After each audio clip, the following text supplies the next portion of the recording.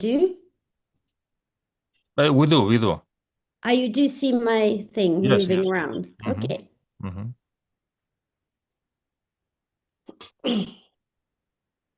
Hmm? We do. Ah, you do see my thing. Yeah. Oh, Great. So we are live on YouTube now. is there a like echo? Because I just heard myself. I closed the Oh, okay. You I can't close closed it. the Yeah, echo. yeah. Thank For a you. few seconds, I could hear myself too, but now it's fine. Okay, great. Perfect. Are you going to be very strict on the time? Uh, I think we should because we're going by the school schedule, and I guess in 45 minutes we need to close. So if we Oh, can this is keep the school. This is the school lunchtime. no, it's a normal school class going on, and Ah, so okay. many schools they dedicated this hour so that they can listen to you. Okay. And then they're going to ask me questions at the end. Is that correct? Right, right. So if the talk will be around 30 minutes, then there will be time for questions. Okay. Yes. So more schools are joining.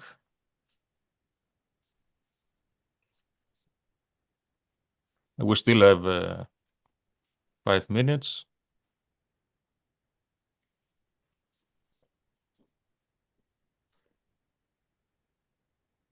Okay. And also some people have joined YouTube. Okay. Very good. Very good.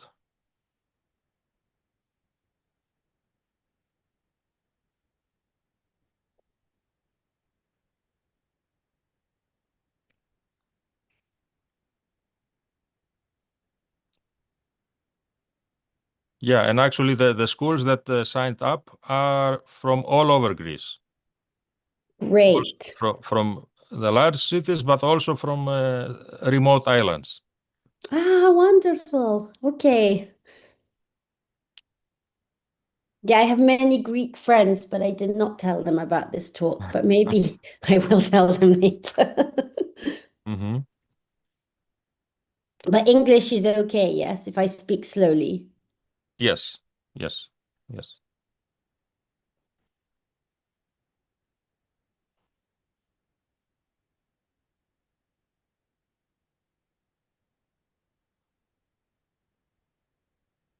All right. So in a few minutes, we will be able to start. I guess that if, some schools will be joining a few minutes after the start, but I think that's fine. Yeah. It's fine, yeah.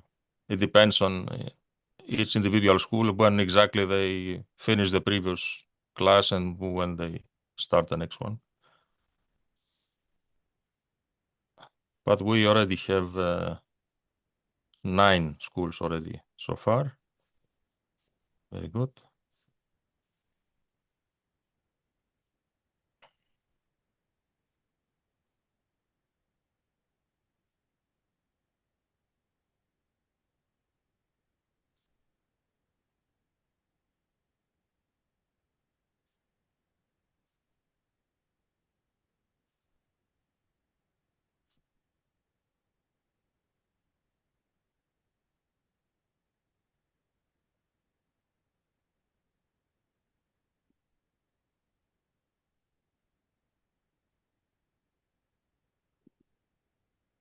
Uh-huh. I'm just trying, I was just trying something. Now, how do I, okay, participants. Okay. Hmm.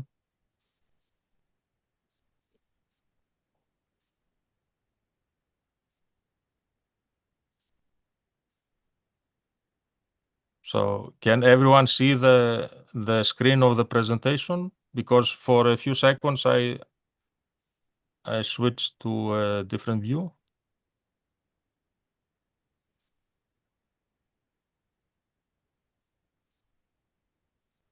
I see a thumbs up. Okay, perfect.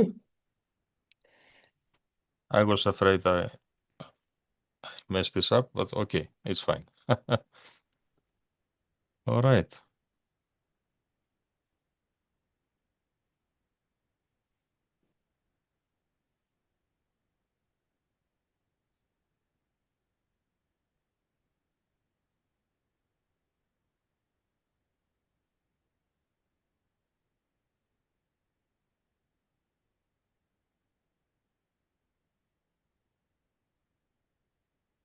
Yeah, okay, quite a few people also on YouTube.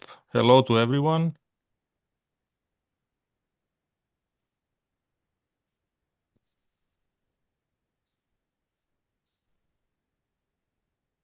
And we reached the 11 schools and more are joining, but this is now the time to start. So I would like to welcome everyone to this event. It is an important event for our Pico project. The Pico project has been going on for 2 years.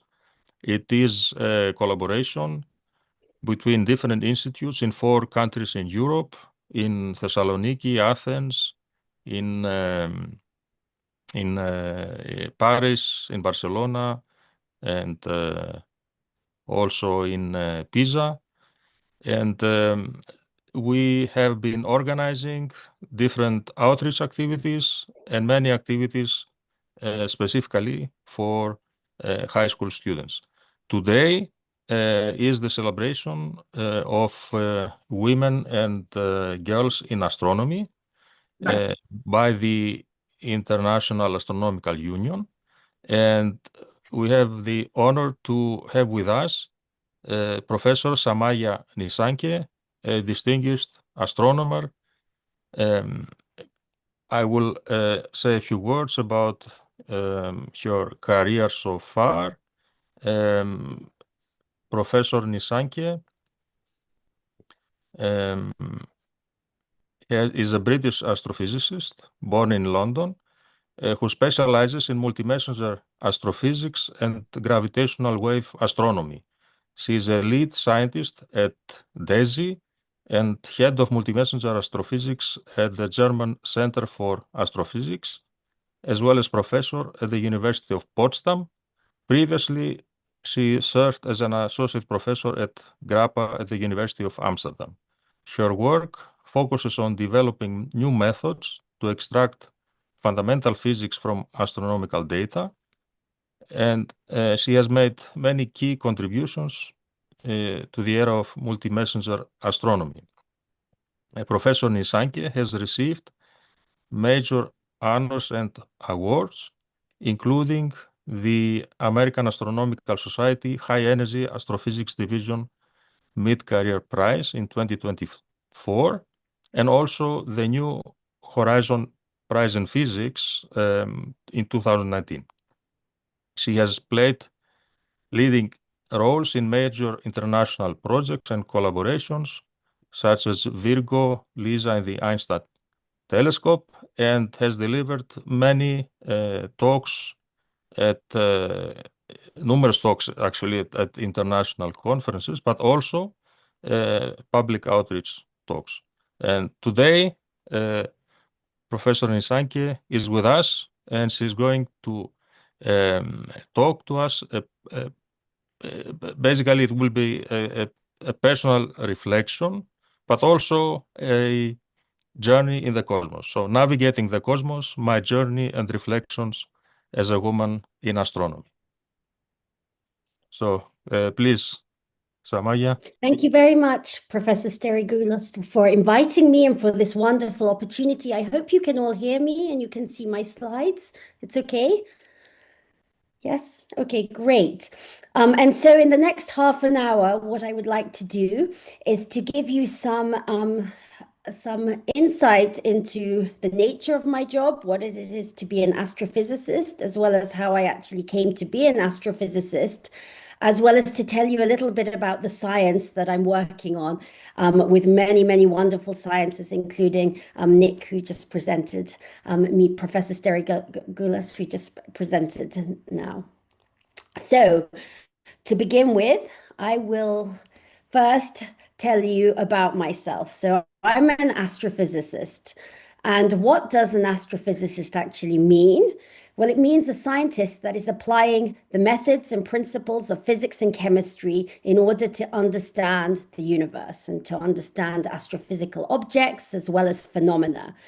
And before I continue, I really want to state happy 2026 International Day of Women and Girls in Science. Really, it's such an honor to be here.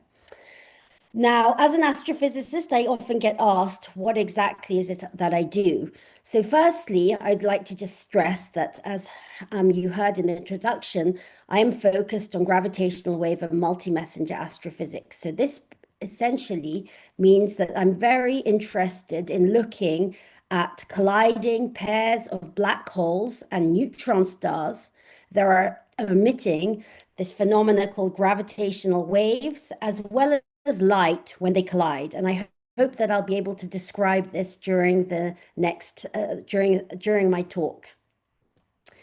But day to day, what does this actually mean as a scientist? So one aspect of my job is to supervise and manage and train the next generation of astronomers and astrophysicists. So on the top right here, you're seeing my PhD students, master students. A couple are actually from Greece, which is such a pleasure, as well as postdocs. And so these are several year positions that one does after a PhD. Another important component of my job is also teaching undergraduate as well as master students, as well as, of course, really doing the heart of the science. Also with my research group, which is analyzing and observing data with a diverse set of telescopes, as well as experiments, which I'll be coming into, as well as planning for future experiments, as well as future centers, for instance, the German Center of Astrophysics, which just actually started officially last month and which aims to be a national center in Germany for 1,000 people. So I'm very heavily involved at the moment in helping to build this up. But what are the science questions that are really making me wake up in the morning? And so one of them is really to understand what is the nature of these objects, black holes and neutron stars, the most extreme gravity objects that we know of in the universe, as well as what's the origin and what drives the evolution of the universe, as well as how do fundamental laws of physics actually interact with each other in strong field gravity. So I hope that I can give you a flavor in the next 25 minutes. But I'm not only an astrophysicist, and I'd like to emphasize this, I'm also a mother. I have two wonderful children that you can see here. Milo, who is 9 years old, and Lily, who's 2 years old. And you can see Milo here also in front of Einstein at the Gerhard Richter exhibition in Paris earlier this year. And I just want to stress that one of the great joys of being a mother is not only being a working mother, which of course is challenging, and I hope that maybe there'll be some questions to discuss that, but also watching the scientific curiosity of my own children develop as they start to understand what it is that I'm spending a lot of my day doing and thinking about. I am also a wife, and I really have to say one of the big questions I often get asked is about balancing work as well as family life. And without a doubt, this is not possible without having a very, very supportive partner who is really sharing both parenting as well as household duties with me and has been incredibly supportive over the last 22 years of my life and my career in getting to where I am, as well as, of course, being a daughter, as well as a friend. So being an astrophysicist is really a central part of me, but it's also one part of me as well, I'd like to stress. And then where am I from? Well, I was born, as you heard, in London. I grew up in Oxford in the 1980s. My father's from Sri Lanka. He's an engineer. He was an engineer. My mother is from Japan, and she's an economist. And I should really stress that I was very, very fortunate to have parents who were incredible role models. My father having a huge interest in science, coming from a very poor background in Sri Lanka, but really sharing that with me, as well as my mother being one of the very, very few women in her generation who was pursuing a career as a professor in economics. And so I was very lucky to really have role models and also who understood research as well as academia from the very kind of get-go, which I would like to acknowledge. But they also really instilled in me a purpose of actually wanting to do what you're interested and passionate about. So I'm showing a picture of me here when I was 7, I think. And this was about the age when I started to get fascinated, I think as many of you may have, in the universe, just looking up at the night sky and just thinking about those immense scales, those immense events, those objects. And it was something that I remember just thinking, wow, this is really, really amazing. Yes, just thinking of our place on planet Earth in this universe. As a child, I was really interested in mathematics, as well as, of course, space and astrophysics. I didn't really know the concept of astrophysics, but I was also incredibly fortunate to have some amazing teachers.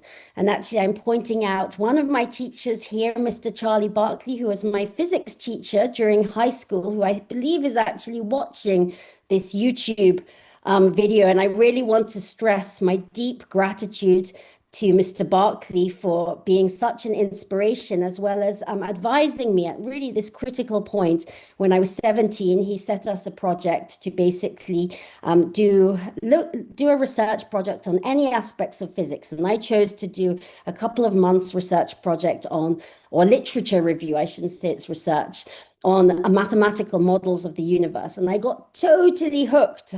And after that period, I came back to Mr. Barkley and I said, I want to do astrophysics or astronomy, whatever this means. I think I want to do it. And he said, well, Sammy, that's what he used to call me, Sammy, was you should maybe think about doing physics as your first degree, if this is really the direction that you want to go to. And in the end, I did follow Mr. Barkley's advice, and I ended up doing physics, natural sciences at Cambridge. It was a very challenging few years. I would say the courses were pretty tough and the examinations very, very difficult.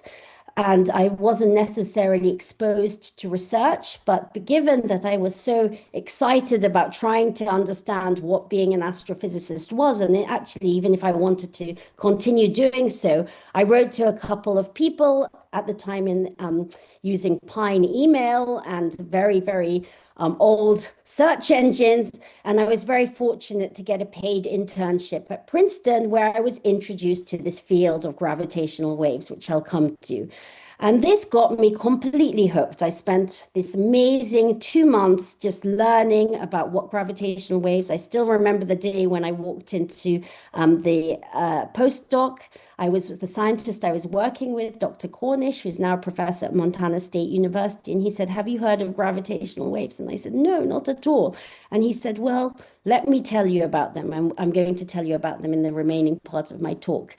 But this basically instigated my desire to do a PhD on modeling gravitational waves from inspiraling and merging pairs of black holes. And this followed several postdoc positions all over the world, in Toronto, as well as in the US, in Caltech and NASA's Jet Propulsion Lab, as well as at CU Boulder. And about 10 years ago, I decided with my then husband, that we would like to return to Europe. And until that point, actually, gravitational waves, though very exciting, was still thought to be a bit of a fringe field in astronomy and astrophysics, because nobody had ever actually detected gravitational waves. So it was thought to be something interesting theoretically, but never really, maybe they would be detected, but no one knew exactly when per se. And it was a bit of a sort of science fiction period. But this all changed in 2015, and 2016 was when the announcement was made in February, actually around this time, where the first direct detection of gravitational waves was made. And I was extremely lucky to be part of that first discovery. And also my career changed very much from that moment, where I had faculty positions both in Amsterdam in the Netherlands, as well as more recently have now moved to Berlin in Germany. Okay, so let's go on to the science. So what are these gravitational waves that I've been mentioning? Well, in order to do that, we should go back to actually general relativity, which is the theory that describes gravity and was proposed by Albert Einstein, who many of you probably are familiar with his photos, who showed in his seminal paper in 1915 that we not only live in a four-dimensional space-time, but that space-time itself is a dynamic quantity that is expanding, contracting, and curving around matter. And this is really embodied in what we call the Einstein field equations, where basically on the left-hand side, you're seeing an expression for space-time curvature, and on the right-hand side, you're seeing something that describes the mass or the energy of some system. Now, within 6 months of the postulation of general relativity, Karl Schwarzschild, actually in the trenches of World War I, discovered the first analytical solution to those equations that I showed you, Einstein's field equations in vacuum.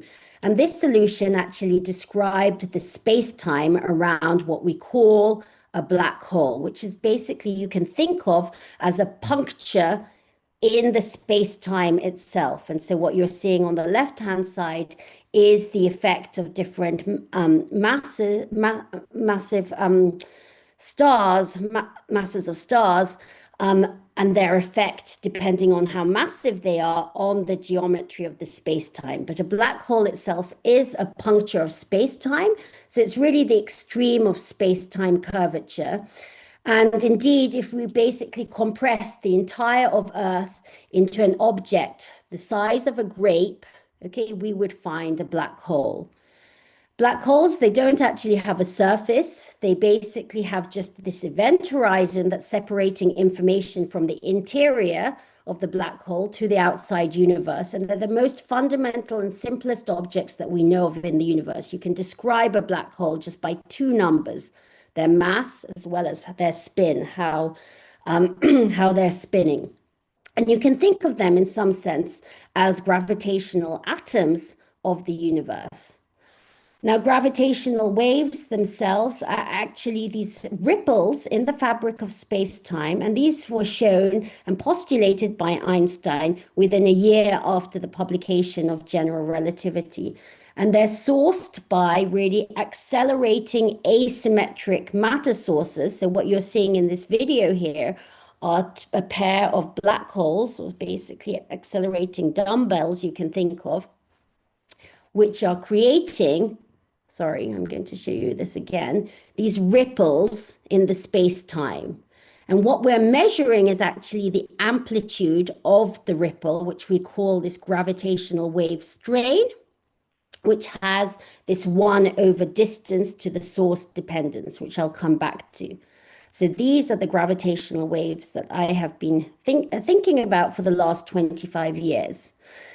And over decades and decades, so about 50, 60 years of experimental effort, hundreds to thousands of scientists and engineers and instrumentalists have been involved in building these gravitational wave detectors on the Earth. And so what I'm showing here is one in the US, which is known as LIGO, which is basically this L-shaped interferometer, which is measuring this tidal stretching and squeezing of the space-time, which is coming from the strongest, most violent cosmic events that we know of, these merging black holes and merging neutron stars that are producing these ripples in the space-time that we are actually trying to measure, and we are measuring on the Earth.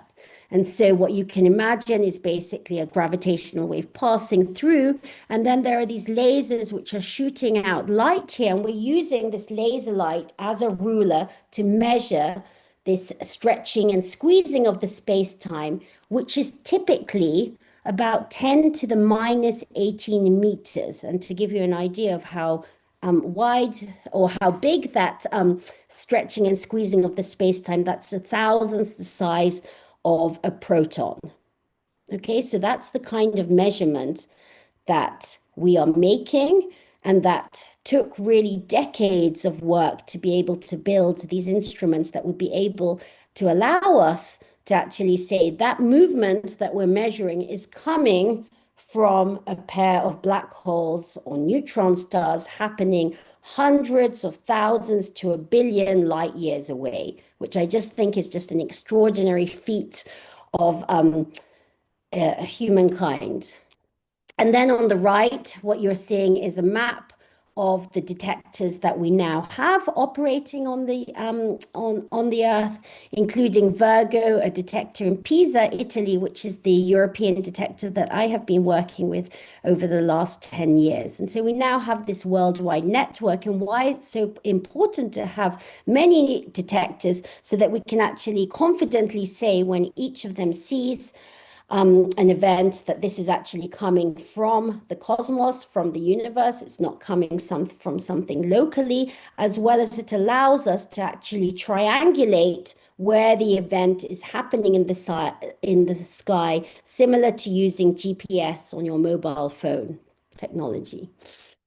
So what happened in 2015, as I mentioned, this not only changed my own career, but it also really opened up a new window into actually observing the universe. So for the first time after, millennia of observing the universe with our eyes and using light across the electromagnetic spectrum, we opened a new way at the gravitational wave spectrum by measuring these ripples in space-time themselves, to actually observe the universe. So what you're seeing here is a movie of this first event, where you're going to see a 29 and 35 solar mass black hole collide into each other, okay, releasing 3 solar masses of energy. And this event was actually only detected with our interferometers, the LIGO detectors, for 0.2 seconds. So we saw the 3 solar masses of energy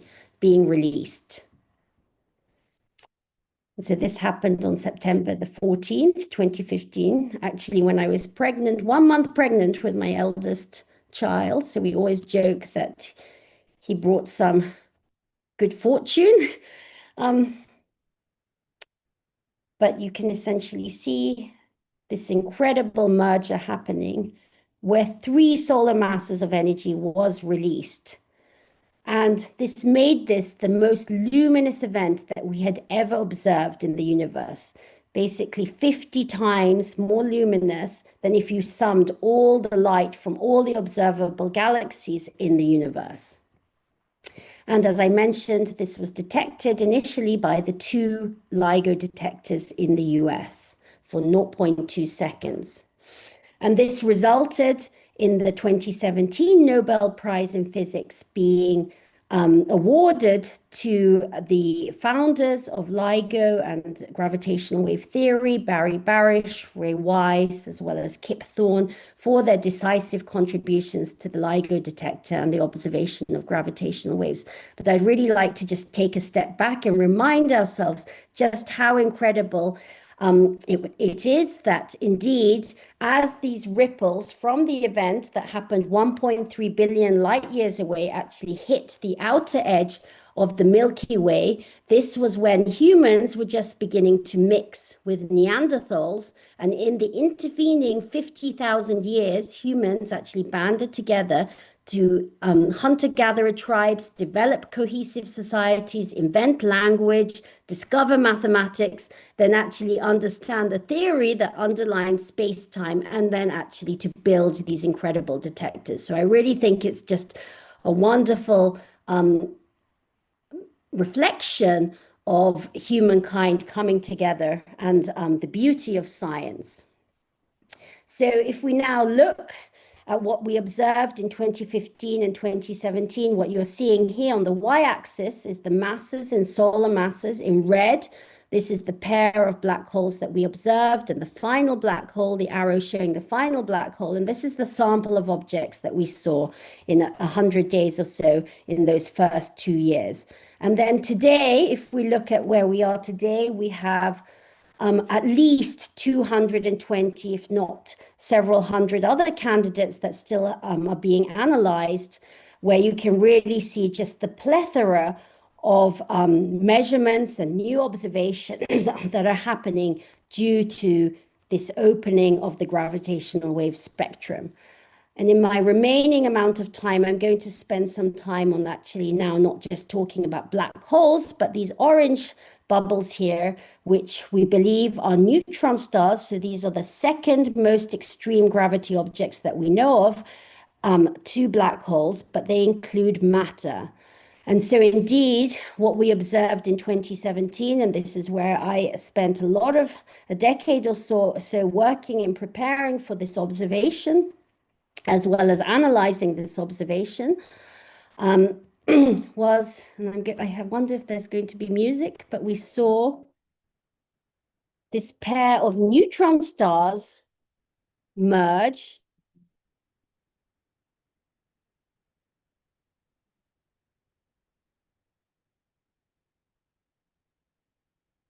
And we observed, I'm going to let this movie finish. We observed this merger both in gravitational waves. If you remember from the movie, you could see those ripples. And then because there's matter, the most dense matter that we know of in the universe is associated with neutron stars. Because there was matter ejected during this complicated matter merger, we saw two different types of matter outflows, which are resulting in that jet that you saw, as well as this very rich gas cloud. And so this remains our only gravitational wave observation that we have observed in light. But thanks to it, this allowed us to have multiple different probes of actually understanding this merger. And I'm going to discuss a couple of the impacts of this detection. So number one, this observing the gravitational waves really initiated the most incredible and unprecedented campaign, which involved 70 groups, over 100 instruments, both on the ground and space. So every single observatory, big observatory, was involved in this detection, and over 3,000 people. And indeed, this is something where I spent most of my time for this event, was actually co-leading parts of the writing of this discovery paper. So really incorporating the observations that came from these 100+ instruments, not just gravitational wave detectors, but instruments and observatories all across the electromagnetic spectrum. And this observation allowed us to actually say for the first time that these pairs of neutron stars are one, if not the only production site of all the heavy elements in the cosmos. So these are the elements that you're seeing in yellow in the periodic table, including, and so this is sometimes you may hear this event being described as a kilonova, the optical counterpart, but also a bling nova, so including platinum as well as gold. And the other big impact of having both the gravitational wave as well as the light measurement was that one of the basic endeavors in astronomy is actually to measure the distance out to objects in order to actually map out how the universe itself is expanding. And so for the first time with this event, we could actually measure the distance because we were measuring that wave strain, the amplitude of the gravitational wave. And we also knew which galaxy this event happened in. And so we knew the redshift, and this allowed us to actually constrain Hubble's constant, which expresses the different energy density components of the universe. And so this was another aspect that I had been working on in the previous 10 years in preparing. And so we have these wonderful interferometers and gravitational wave detectors on Earth, but what is happening now in the future, and particularly for those of you who may be interested to go into actually science and astronomy and astrophysics and maybe even gravitational waves, is that we are now actually planning and building the next generation of instruments. And so this includes in Europe the possible construction of what we call the Einstein Telescope, which has a sensitivity increase of a factor of 10, where we hope to reach with current base detectors at the end of the decade. We will also be having new detectors joining our current network at the end of this decade, such as LIGO India. And then also in space, we hope we will be having, and I'll just show this movie. In 2035, the European Space Agency with NASA will be launching the LISA telescope. This is the laser interferometer space antenna, which is an interferometer of 3 spacecraft cartwheeling and trailing the Earth in an orbit going around the sun, which aims to launch in 2034, which will see a whole diversity of other different sources. So in the next decade to 2 decades, we can really expect to see this field transform. And it's such an exciting time. I often joke that it's not only my 2-year-old toddler who is keeping me awake at night, but also the excitement of where we are going in this field.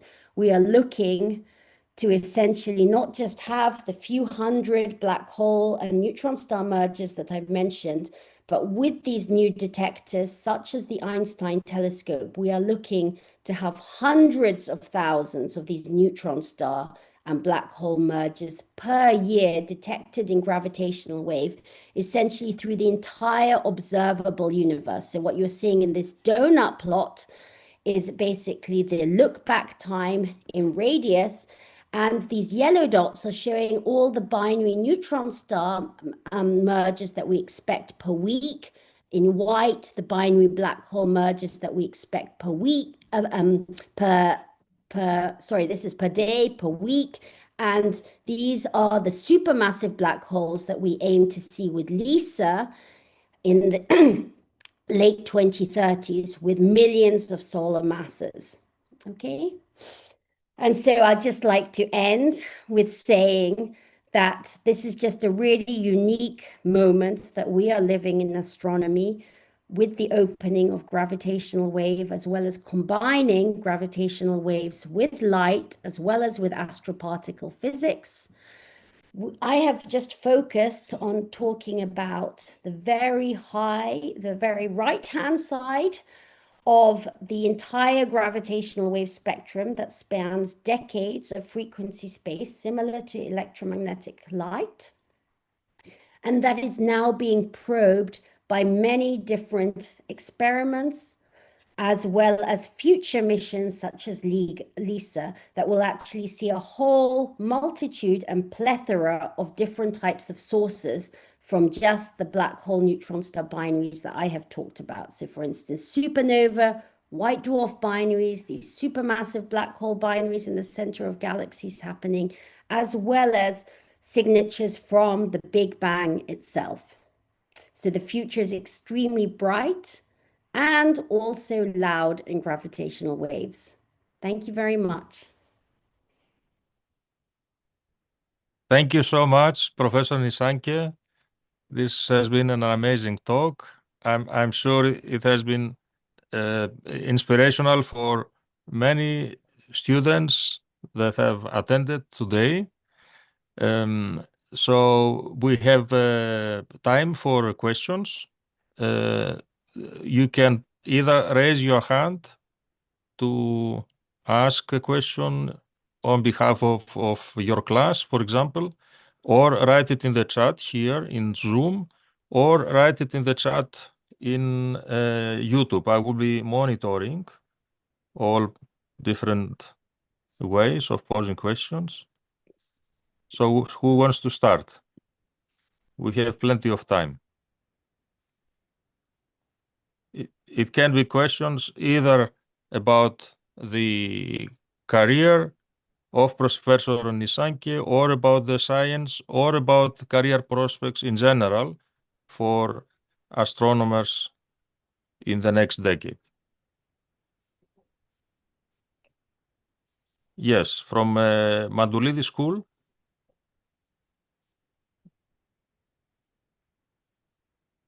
You can ask a question. Yes. Hello, my name is Effie. I'm a high school student, and we will visit the facilities of Pico, Virgo, and Pisa. Do you think it's more difficult for a female scientist to distinguish in her field?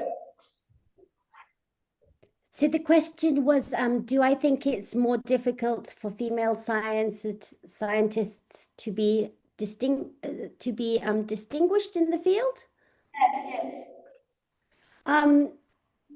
So it is International Women and Girls Day in Science, and so it is really a celebration today. But indeed, I do think that my career, for instance, if I just talk from my own personal perspective, yes, it has been challenging. But what I'd really like to stress is that I strongly believe that times are changing.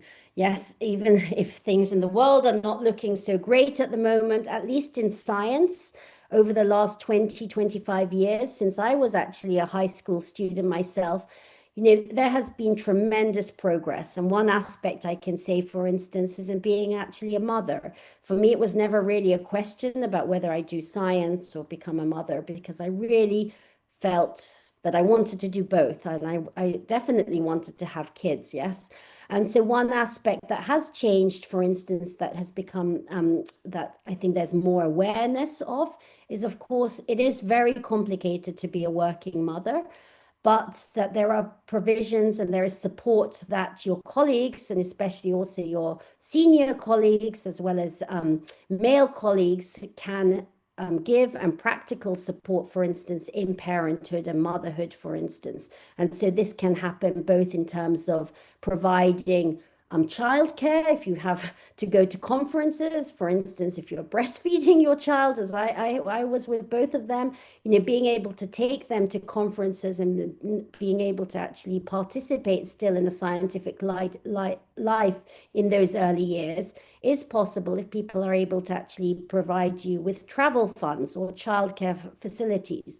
Another aspect is, of course, talking about it. I think, the more there are now several fields in astronomy that are very new, for instance, exoplanets, where a lot of the leaders of the field are women and working women and mothers.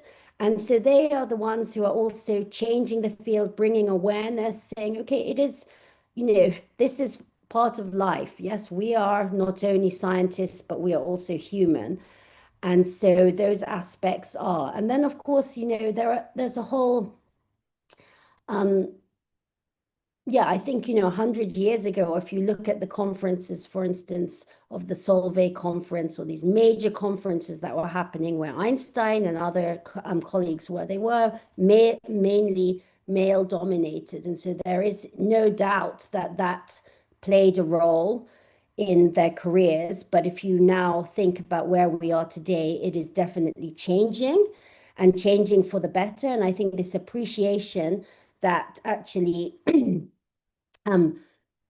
having scientists from diverse backgrounds brings actually more creativity, more breakthroughs, more ideas, because this is what really science relies on, is having creative thinking. And that can really happen by having more different types of people, including women, at the table. And this is a real realization that this is how science will continue.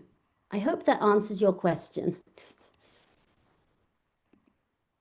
Great, very good. So we have several more questions.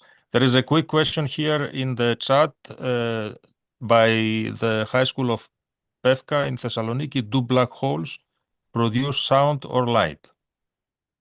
That's a great question. So I didn't go into this per se, but because gravitational waves themselves are thought to be coherent, their wavelengths are very similar to the source. In some sense, you can think of them as, when we listen to gravitational waves, you can think of them as being analogous to listening to the universe, but they are not producing sound waves in the sense of actual sound waves as we know them. But this is why there is this analogy, and why I have referred to the future as being both loud and bright. Black holes themselves should not produce light in the sense that they have an event horizon, but if black holes are near a lot of matter, for instance, in a supermassive black hole in the center of a galaxy where there's a lot of gas in an accretion disk or many stars going around, you will see light being emitted when these black holes, for instance, merge, as well as when they interact with the surrounding matter. So this is actually how, since the 1960s, we were aware that there was observational evidence that black holes existed because we saw the interaction with matter and that would produce light. So I hope that that answers your question. Very good, thank you. And so another question by the high school in Lagada. Hello, I'm a student. I would like to ask you a question. What would be your advice to young girls who want to work in STEM? I think it just got muted, but I will guess the rest of your question was what would be your advice to young girls who want to work in astronomy? My advice would be go for it. Like just go for it, okay? If you are interested in science, it's such a gift, I think, given our short time on this planet. If you find something that you're passionate about, and I'm really lucky that I was able to find that, you should just do it. There will, of course, be ups and downs happening, but my advice to you is be yourself, embrace yourself. One thing I think I felt as an undergraduate student in particular when I was at Cambridge is that I was very different from everyone else. Yes, I was very different. I liked to go to parties and dancing, and I thought, oh, I'm not really the straight physicist that I should be, and wanting to sit there and study all the time, etc.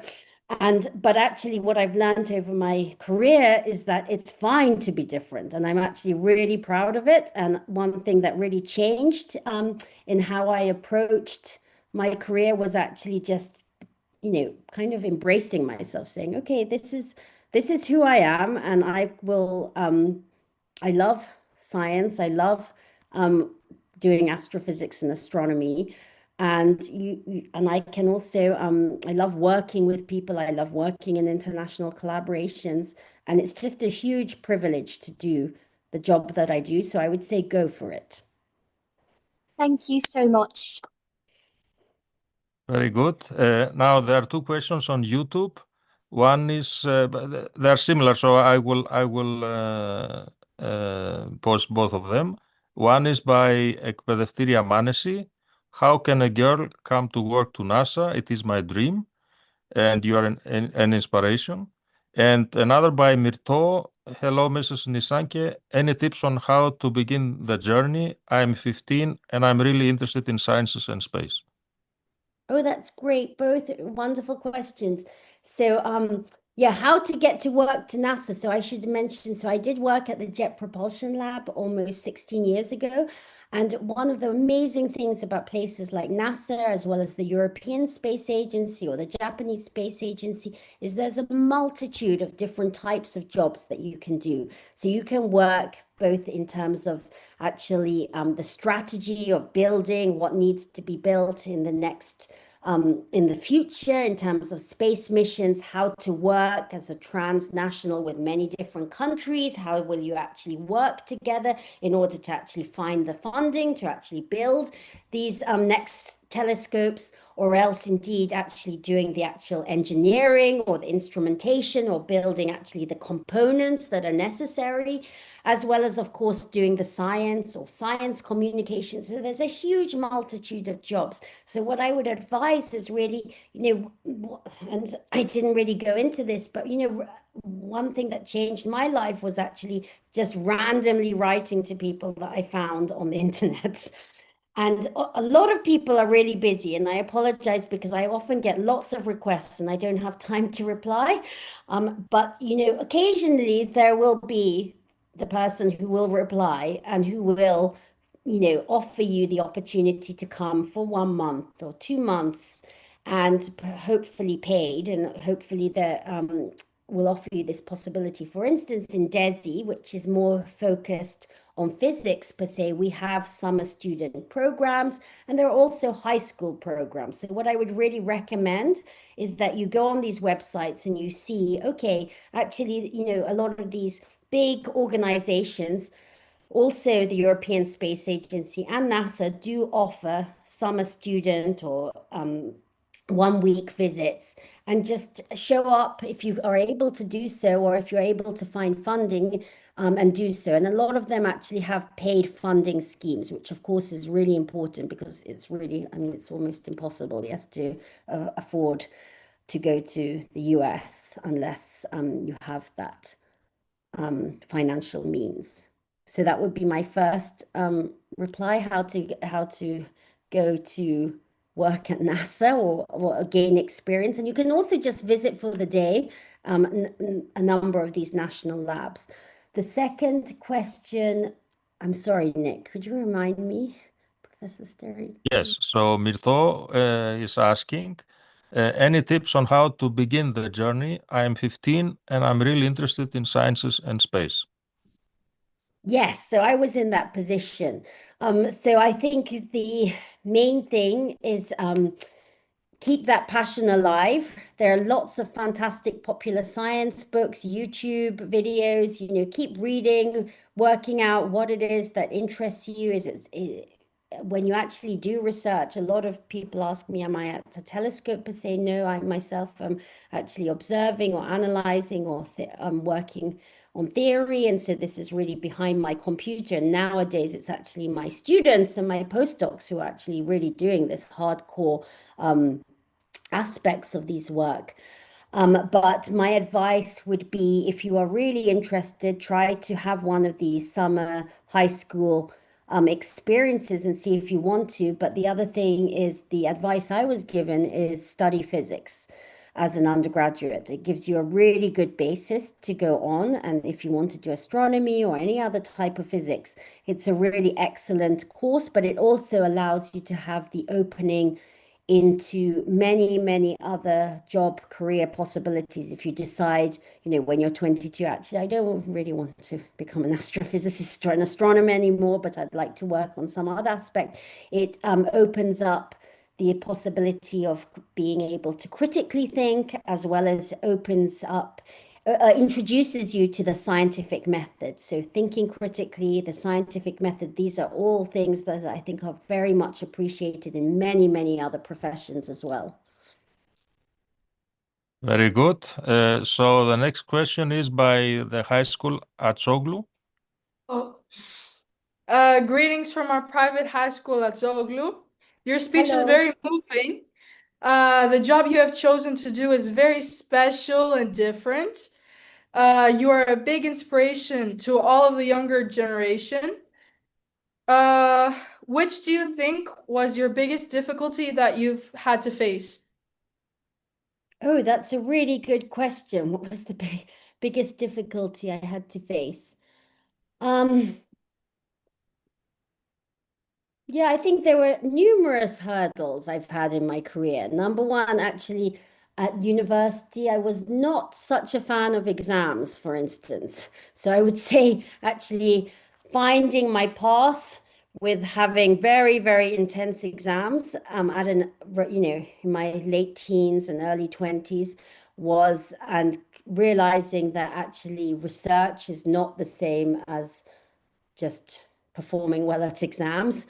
That was, in some sense, a hurdle. I think I had to realize. Other hurdles that I've had to overcome, I think maybe the biggest one is that until 2016, until gravitational waves were discovered, it was very hard actually to find, and I think Professor Sterigulas will agree with this, it was very hard to find permanent jobs in the field, because a lot of people said, oh, gravitational waves, they're so cool that you can measure 1,000th the size of a proton, but it will never happen. And number two, we don't even know if black holes merge or these neutron stars merge, or we'll ever be able to detect them.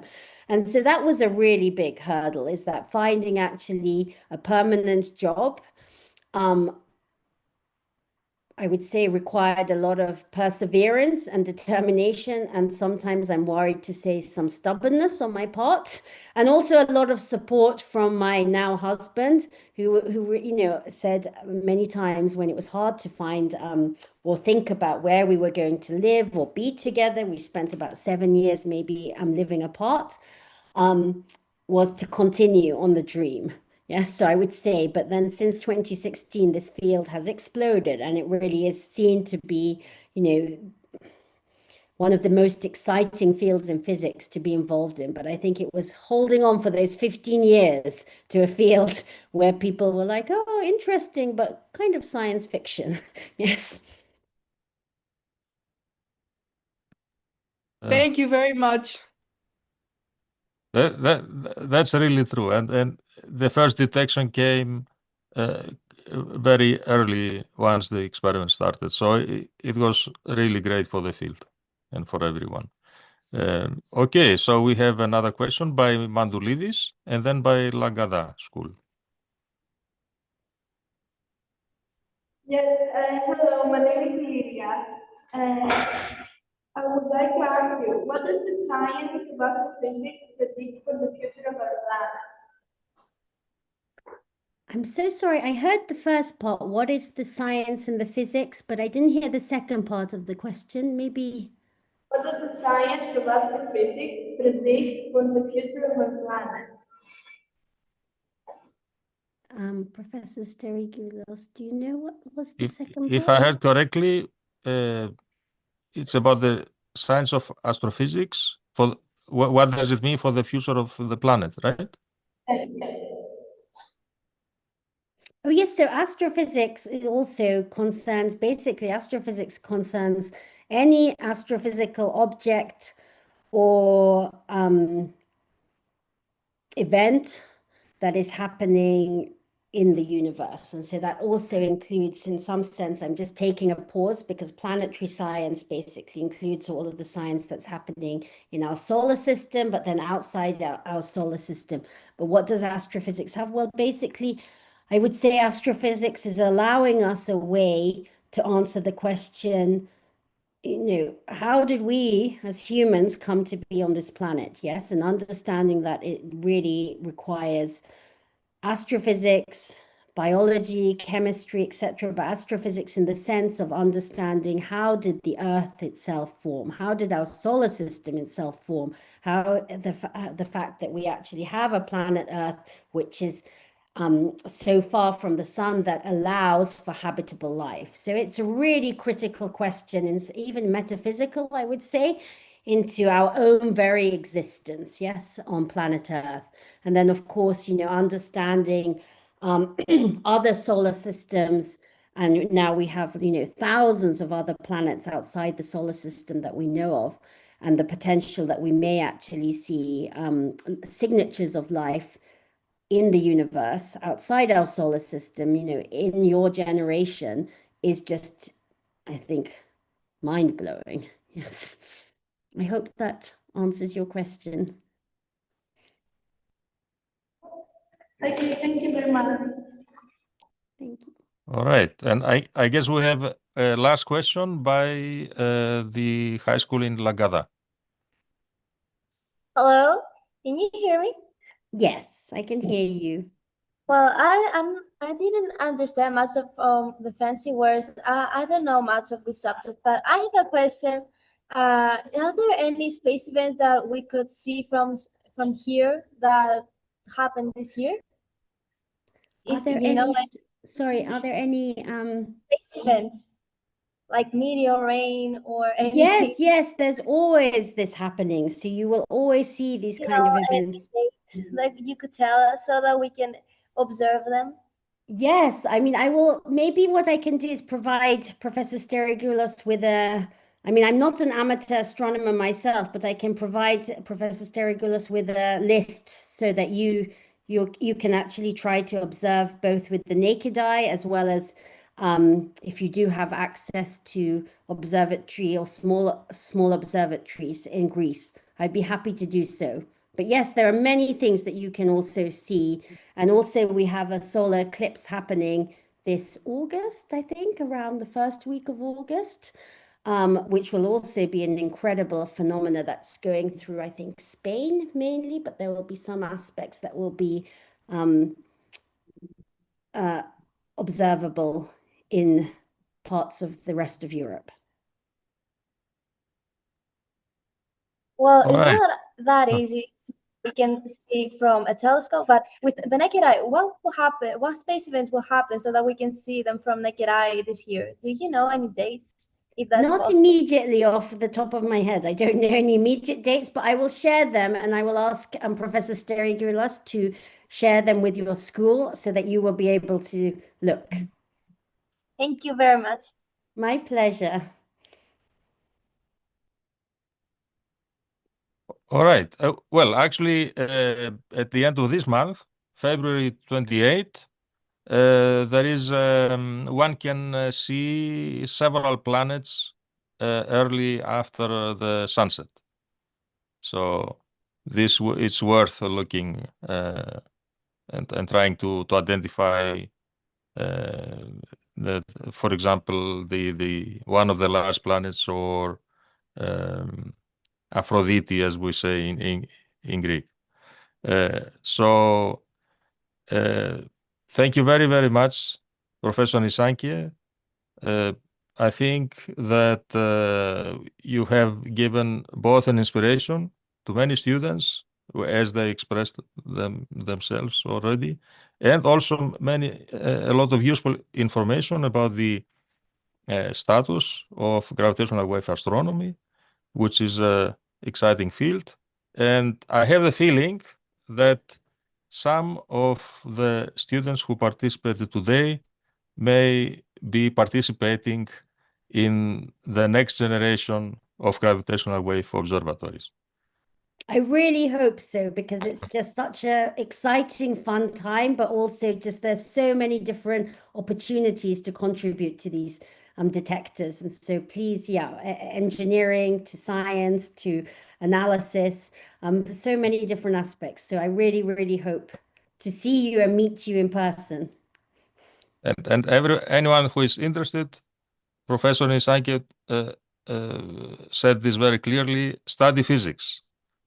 So come to the physics department, either in Thessaloniki or in Athens or Ioannina, whichever is closer to you, and you can become an astronomer later. Okay, thank you so much. Thank you for everyone Happy for International participating. Women and Girls Day in Science.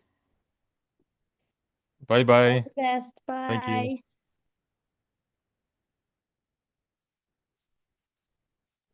Have you stopped the YouTube, Nick? No, not yet. Actually, I need to stop the whole Zoom also. Then it will automatically close. Yes. Okay, then. I hope it was okay then. All the best. It was Thank you perfect. for the Thank you so opportunity. much. Thank Bye-bye, you so Nick. much. Bye. Bye-bye.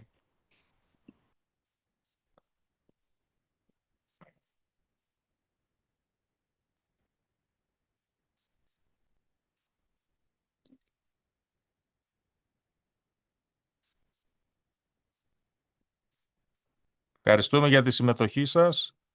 Θα σας στείλουμε πληροφορίες και για επόμενες δράσεις που θα κάνουμε ως Pico Project.